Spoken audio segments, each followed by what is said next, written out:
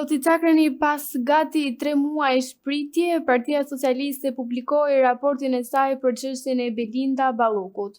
Një ditë më parë, kryeministri Edi Rama doli publikisht në mbrojtje të ish zëvendës kryeministres, duke kundërshtuar kështu idenë që ajo të përballet me drejtësinë.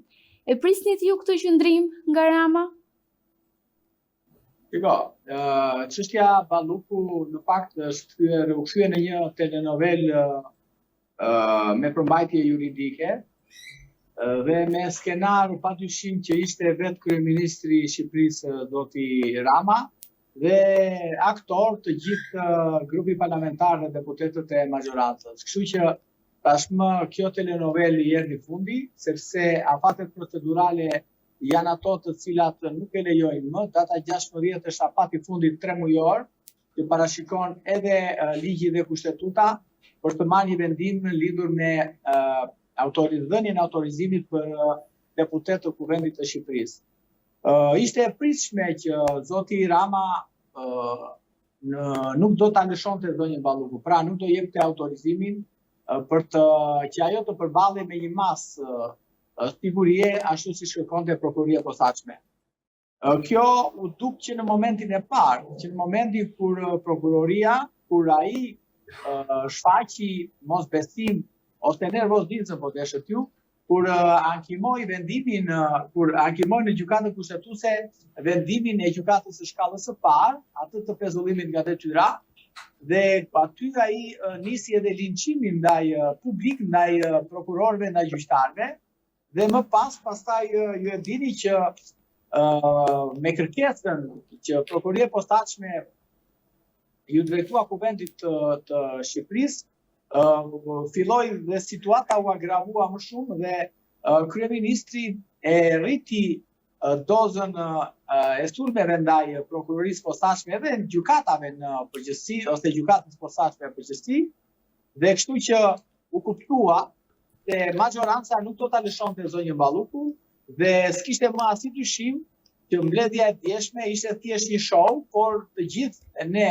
të paktën ne që jemi avokat, që kemi procese gjyqësore çdo ditë tek ajo prokurori dhe gjykatat shqiptare, e kuptuam që Zoti Rama ishte shfaqja e fundit që ai bëri për çështjen Balluku dje, ku edhe me gestin e mbylljes atij bllokut ose asaj dosje kur sa që nuk do ta përmend kërkesën, ishte edhe fjala e fundit.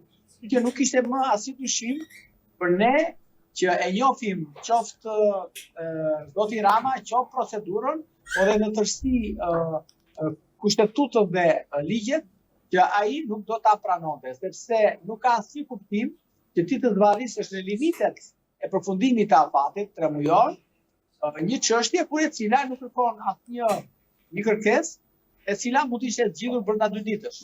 Dhe kështu që kur ajo nuk u zgjidh në momentin e parë, kur prokuroria kërkoi dhe relatoi para komisionit të mandateve, atëre normalisht të gjithë një njeri që ka paktën një që punon logjika në mënyrë normale, e kuptoi që majoranca po bënte skenime të ndryshme, jo gjykata kushtetuese, jo po dalet të presim atë e këtë, u kuptuaj që nuk do ta lëshonte zonjën Balluku. Pra, gjithë telenovela do përfundoj dje dhe në datën 12 thjesht do jetë një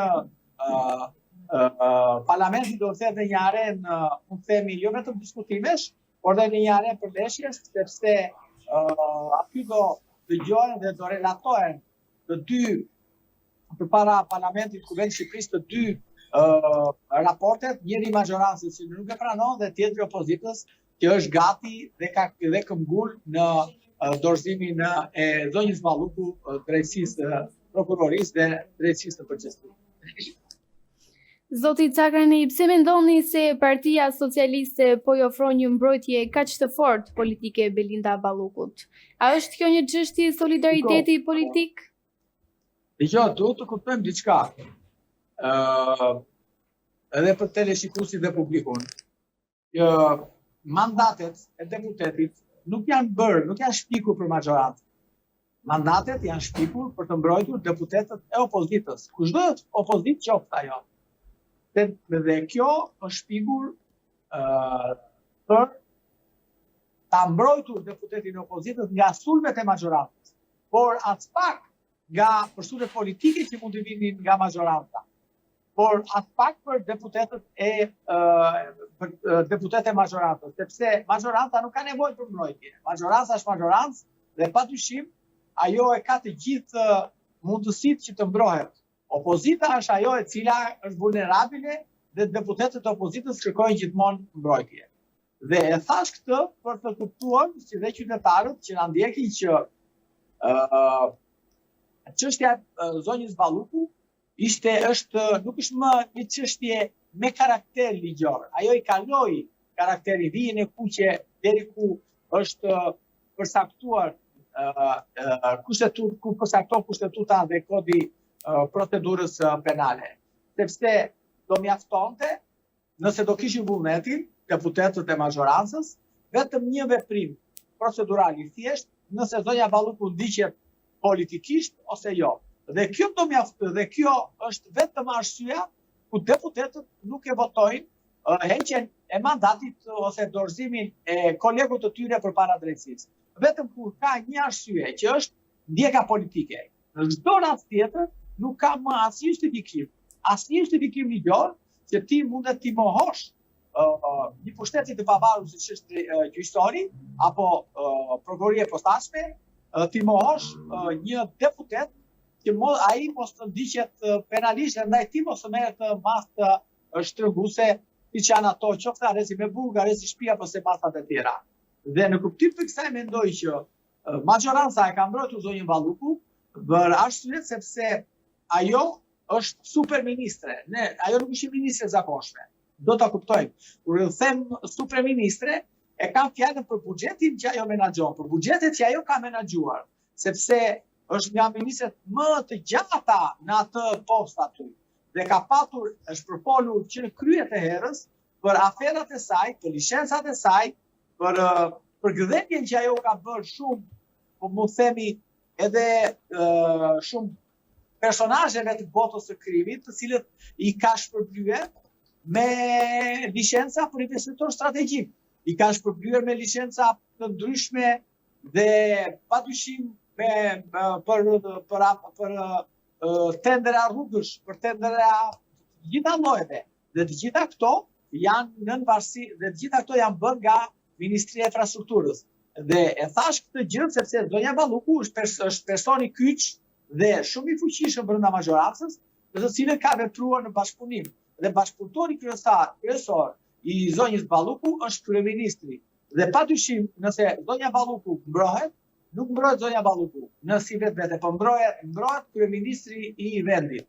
Dhe lëshimi i zonjës Balluku do të ishte sigurti të lëshohej zoti Rama dhe ta ekspozojë atë përballë drejtësisë.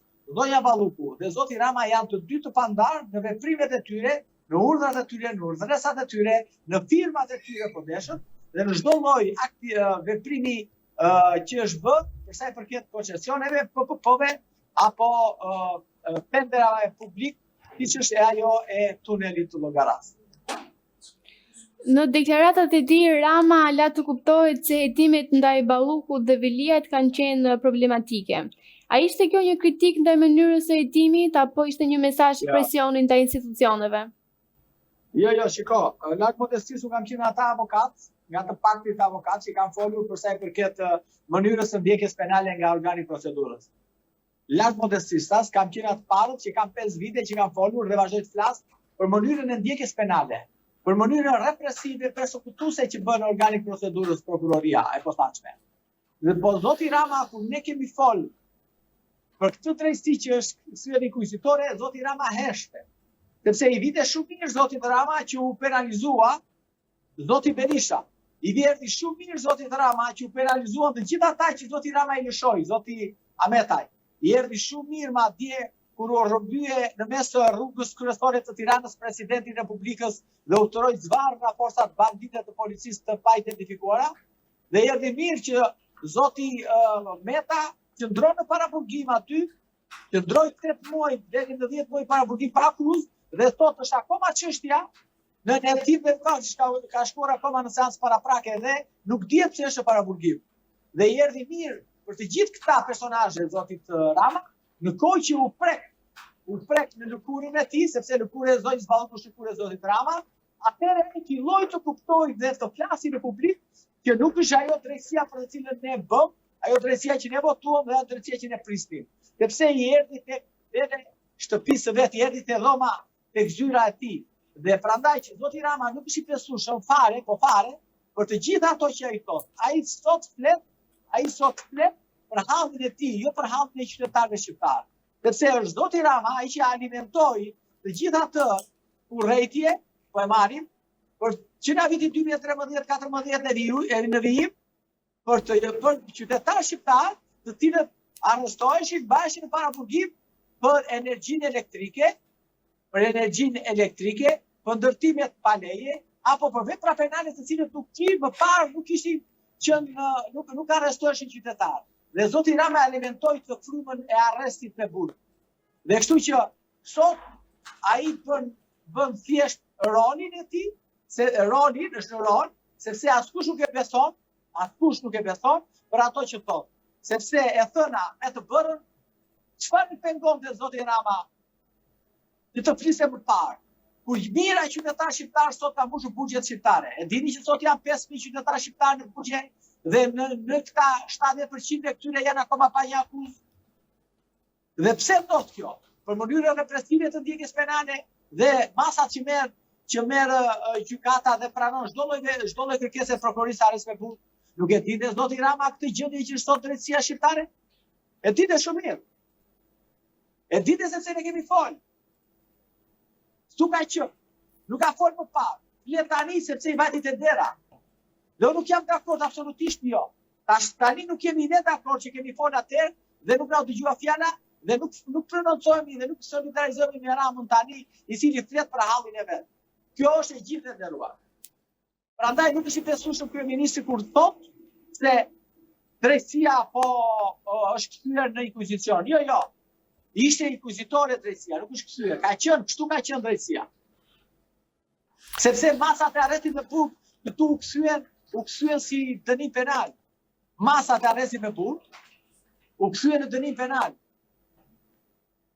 Dhe kjo ka qenë këmbana e lajmit të vendimit të Gjykatës Evropiane të Drejtave Njerëzit, që në çështjen Gëllçi kundër Shqipërisë, çështjen Muça kundër Shqipërisë, e kështu me radhë, janë disa çështje të Gjykatës Evropiane ku i ka dhënë shumë plak, qoftë të prokurorisë posaçme, qoftë gjykatës së posaçme, qoftë të gjitha gjykatat niveleve, për masat represive që ajo vendos për arreste me burg. Prandaj që zoti Rama sot e ka të humbur davan me publikun, që kërkon të bëjë populizmin e tij, përsa i përket masave të arrestit. SPAK publikoi dje edhe raportin e tij vjetor ku ngrihen shqetësime për korrupsionin edhe përfshirjen e punonjësve të policisë në krimin e organizuar. Si lexoni këtë raport dhe çfarë tregon ai për gjendjen reale të shtetit? Shiko, Prokuroria posaçme në raportin e saj të vitit 2025 nuk ka bërë as më shumë as më pak ka pasqyruar gjendjen reale të policisë shqiptare, ndër të tjera dhe të policisë shqiptare. Policia shqiptare, unë e kam thënë dhe më parë, kupola e policisë së shtetit ka qenë dhe vazhdon të jetë organizatë kriminale, por organizatë kriminale me ligj. Kupola e policisë së shtetit të Republikës së Shqipërisë është organizatë kriminale me ligj. Sepse nuk ndodh në asnjë të botës që kupola e policisë jetë inkriminuar. Po më padyshim ka, kemi parë edhe në filma që dhe në botë dhe inkriminuar, ka policë inkriminuar. Po jo kupola, jo në mënyrë permanente, jo në çdo operacion që bën prokuroria të dalin aty një ose dy policë të përfshirë. Më thoni një operacion të prokurorisë që nuk ka qenë të përfshirë drejtues policisë së shtetit. Po më gjeni një vetëm. Se ka ndodhur kjo? Sepse policia shqiptare është e inkriminuar. Policia shqiptare përveç e depolitizuar, që është partijake, jo e depolitizuar, është kthyer në një seksion i partisë së pushtet, Padyshim pastaj, këto veprime e kanë bërë që ajo të inkriminohet dhe të kriminohet me grupet kriminale, me trafikun e të gjitha llojeve, të qoftë me narkotike apo qoftë edhe të korrupsionit e kështu me radhë. E apo dhe të armëve po deshe. Kështu që nuk ka asnjë shtesë tek ai raport i prokurorisë posaçme, sepse edhe më parë drejtuesi prokurorisë Zoti Dumani, mos gaboj 1 vit apo 2 vite më parë, e ka në mënyrë të drejtë e ka cituar që ne nuk bashkëpunojmë dot me policinë e shtetit, sepse ajo na dekonspiron informacione. Dhe kështu që sot gjendemi përpara kësaj situate. Keni parë ju, në çfarë vendi të botës keni parë ju polica televizin me makinë të shtrenjtë? Polica, oficer policie, drejtor policie, shefa komisariate, shefa krimesh, me restorante, me vila, me skafe, pra vin jetë luksoze. Me çfarë rroga shërbejnë këto? Me 800.000 lekë rrogë, me 700, që në bëjnë jetë luksi. Jo ata, po dhe familjarët e tyre. E pra, kjo tregon dhe vërteton inkriminimin e policisë së shtetit. Kjo tregon dhe vërteton dhe njerë që kanë humbur besimin, jo vetëm prokuroria posaçme SPAK-u me bashkëpunimin me policinë, po padyshim pastaj kanë humbur partnerët tanë ndërkombëtar. Sepse ata mund të bashkëpunojnë dhe të japin informacione një policie thellësisht inkriminuar, thellësisht kriminale dhe një policie partijake. Policia e shtetit ka probleme të mëdha. Për mua policia e shtetit duhet të ribër nga para. Do ta pyesin ne për policinë e shtetit, do të pyesin avokatun. Jemi ne që ndeshemi me oficerët e policisë për komisariate e kështu me radhë. Ne dim ne se si e bëjnë ata korrupsionin. E dim ne si trajtojnë ata qytetarët në komisariate. E dim ne shantazhin dhe presionin që ata ju bëjnë atyre thjesht familjarë dhe kështu me radhë për të paguar dhe për të ndryshuar kualifikimin e veprave penale që në momentin e parë, në momentin e arrestimit, pa shkuar çështja prokurorisë. E pra, kjo është policia e cila e ka pasqyruar në mënyrë, mund të themi të problemit, po jo të detajuar SPAK-u. Detajuar e dim ne që ndeshemi me të dhe provojmë çdo ditë policinë e shtetit për mënyrë si ajo sillet, si ajo vepron dhe mënyrë organizimin e funksionimit të saj. Zoti Cakani, në të njëjtin raport, SPAK shpreh shqetësime edhe për nisma që mund cënojnë pavarësinë e këtij institucioni. A mendoni ju se ka tentativa nga politika për të kufizuar apo dobësuar në një farë mënyrë veprimtarinë e SPAK? Shiko, nuk është herezi që pra nuk është e pa praktikuar më parë, e pa njohur më parë, që politika kërkon ta kapi drejtësinë, ose ta intimidoj drejtësinë. Po kjo, në gjithë botën po deshet, dhe në vendet perëndimore që kanë një demokraci të konsoliduar, dhe kanë shtetin e së drejtës të konsoliduar. Problemi është që në vendet perëndimore, prokurorët nuk shantazhohen nga majoranca. Edhe pse ato pra nuk bie pre shantazhit do thoshë. Edhe pse i shantazhojnë, por nuk bie pre shantazhit, sepse dhe kjo varet gjithmonë nga personaliteti i prokurorit, nga personaliteti i gjyqtarit. Sepse një prokuror, edhe në Itali po deshet ju, prokurorët janë në konflikt të hapur me qeverinë. Edhe sot që ne po flasim për një ligj që do të ndryshojë, që kanë hedhur në referendum popullor për të ndryshuar mënyrën e ndjekjes penale në Itali. Dhe ka debat. Por ata nuk bjen pre presionit të politikës. Ata vazhdojnë në të drejtën e tyre për të hetuar dhe për të marrë përgjegjësi penale qoftë politikanë të gjitha niveleve. Unë nuk e di që nëse çfarë qëndrimi do mbajë prokurorët e posaçëm, por edhe gjyqtarët e posaçëm, ndaj këtij sulmi të qeverisë, të kryeministit veçantë. Sepse do mbajnë qëndrim institucional, nuk do treme, apo do vjen pre presionit. Këtë nuk di ta them, por mendoj që prokurorët operojnë me ligjin e tyre të veçantë, padyshim pastaj dhe në kodin e procedurës, kodi penal, procedurës penale, por edhe të Kushtetutës së Shqipërisë. Dhe unë mendoj që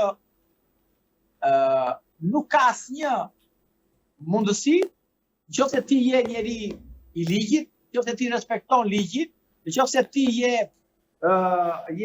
i ndershëm, që të bëj presion qeveria. Nuk të bëndot presion qeveria nëse ti ke cilësit e njeriu të ndershëm, njeriu profesionist, dhe padyshim guximi për të shkuar deri në fund hetimeve. Kështu që mendoj se kjo gjë, pra kjo mënyrë e të kuptuari që shiko se prokurori se drejtësinë do ta shantazhoj politika, mendoj se është më tepër një për konsum mediatik se sa për të intimiduar prokurorët dhe drejtësinë. Ata po të duan, e kanë aty ligjin, nuk kanë pse tremen asa politika dhe as kushdo tjetër. Ju jeni gjithashtu avokati i ish presidentit Ilir Meta. Si po ecën procesi ndaj tij dhe cilat janë zhvillimet më të fundit në këtë çështje? Shiko, zoti Meta është arrestuar në 21 tetor të vitit 2024. Hetimet kanë përfunduar në muajin gusht të vitit 2025, çështja kërkesa e prokurorisë për të kaluar çështjen në gjykim është dorëzuar paraqitur në datën 28 gusht të vitit 2025 në gjykat, dhe ne sot, pas 16 muajsh para burgim, zoti Meta është akoma në pikën 0. Do të thotë që i ka kaluar çdo lloj parashikimi ligjor për të qëndruar në paraburgim. Dhe paraburgimi i zotit Meta është kthyer tashmë në një burgim. Edhe pse procesi gjyqësor ndaj tij nuk ka nisur akoma. Ne kemi bërë disa herë kërkesa për ta zvendësuar masën e zotit Meta, për të dhënë një masë tjetër sigurie, siç janë ato arrestet në shtëpi apo detyrim paraqitje, garanci pasurore kështu me radhë, por nuk ja pranuar në gjykata.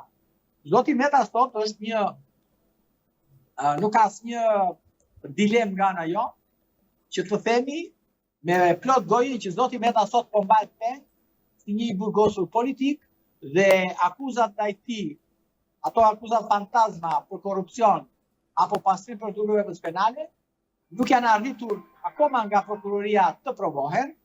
Dhe ne në seancën paraprake kemi relatuar, padyshim me të mbështetur në prova në ligj e kështu me radhë, që akuzat atij nuk qëndrojnë. Ne jemi në betejë ligjore, zoti Meta është në betejë politike dhe shpresojmë dhe besojmë që ai së shpejti të lërë qelin dhe të jetë në gjendje të lirë dhe të vazhdojë gjykimi në gjendje të lirë. Kështu që zoti Meta ndodhet në këtë moment procedural, ku jemi akoma në seancën paraprake, që sipas kodit procedurës është një seancë për vlerësimin e provave, mënyrën e administrimit të tyre, ligjshmërinë e veprimeve të prokurorisë, por akoma çështja nuk ka kaluar në themel. Jemi në pritje edhe të gjykatës kushtetuese, e cila në datën 8 prill do dalë me një vendim përfundimtar për sa i përket ligjshmërisë së arrestimit dhe masës së arrestit ndaj zotit Meta, dhe kështu që shpresoj dhe besoj që të shpejti presidenti të jetë në gjendje të lirë. Zoti Cakërnej, shumë faleminderit për kohën edhe përgjigjet tuaja.